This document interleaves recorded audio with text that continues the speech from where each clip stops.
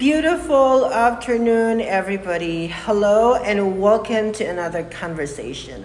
Alam niyo po, gusto ko lang ikwento na recently, na-bash ako ng todo-todo because of that one comment na ginawa ko sa isang famous na influencer sa Pilipinas. Ayan. So yung mga supporters niya, kinuyog talaga ako. Grabe yung mga comments sa akin.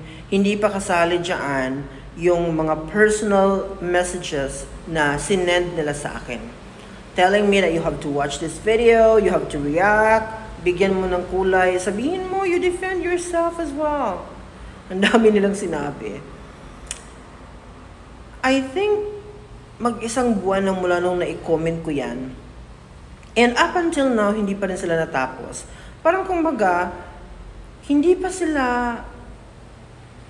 sumaya or naging masaya sa mga binitawan nilang salita.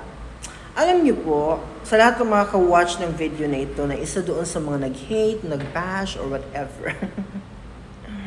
Malas mo kasi nakilala mo ako ngayon na 32 years old na ako.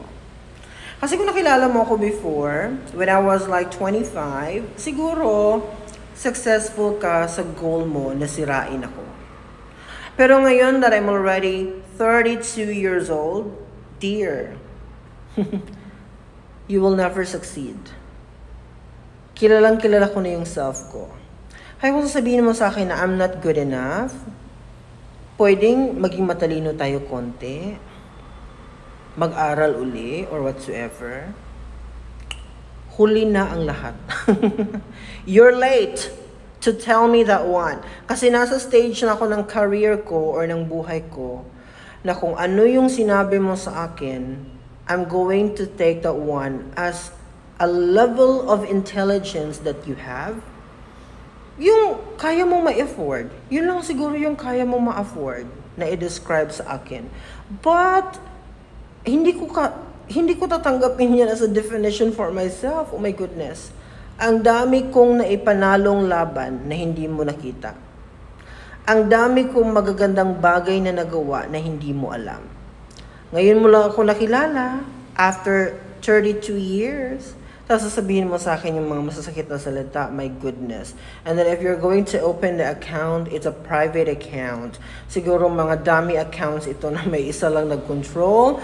And then their point is to ruin the mental health of the person. Well, not me. Because I don't care at all. Kahit magwala pa kayo dyan, I don't care. First of all, I'm not serving people. I'm serving the Lord. So, kung ano man ang nakikita nyo sa aking kakulangan, I don't care about that. Especially if it's not related to my job. Kung sinasabi mo sa akin na hindi ako magaling, well, you have to join my class first before you have to conclude. Diba? Kasi ako ginagawa ko ng mabuti yung trabaho ko. To raise the flag of my country properly. Ikaw, ano yung ginagawa mo ngayon? Nakahilata sa bed, buong araw, kakanood ng mga video, find someone na pwede mong sirain at i-destroy yung kanilang mental condition or mental health. Yun ang trabaho mo. Hanggang kamatayan, yan ang profession. Kakasunod sa taong mukhang kulto o kakasunod sa isang taong feeling mo Panginoon, sinasamba mo siya, kung ano yung sasabihin niya, fina-follow mo.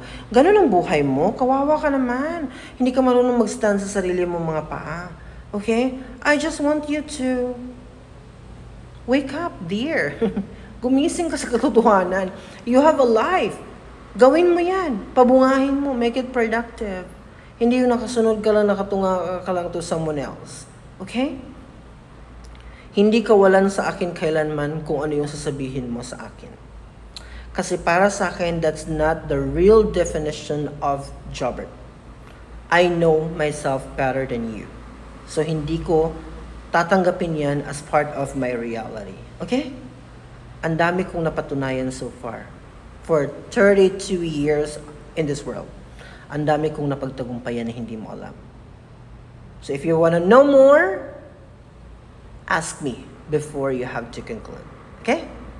Bye!